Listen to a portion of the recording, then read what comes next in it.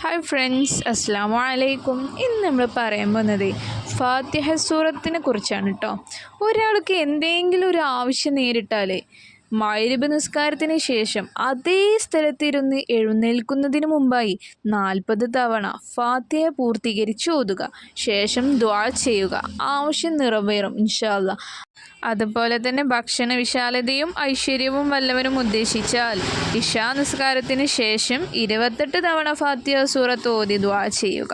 നബി സല്ലല്ലാഹു അലൈഹി വസല്ലമ തങ്ങൾ പറഞ്ഞു, എൻ്റെ ആത്മാവ് ഏതൊരുത്തൻ്റെ അധീനതയിലാണോ അവനെ തന്നെ സത്യം. തൗറാത്തിലോ ഇൻജീലിലോ ഫുർഖാനിലോ ഇതിന് ഫാത്തിഹയ്ക്ക് തുല്യമായതിന് ഇറക്കപ്പെട്ടിട്ടില്ല.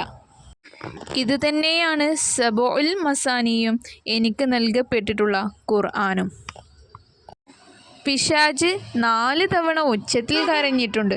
അതിലൊന്ന് അവൻ ശപിക്കപ്പെട്ട സന്ദർഭം, 2 അവനെ സ്വർഗത്തിൽ നിന്ന് പുറത്താക്കപ്പെട്ടപ്പോൾ, 3 മുഹമ്മദ് മുസ്തഫ സ്വല്ലല്ലാഹു അലൈഹി വസല്ലമ തങ്ങൾ ജനിച്ചപ്പോൾ, 4 ഫാത്തിഹത്തുൽ കിതാബ് ഇറക്കപ്പെട്ടപ്പോൾ.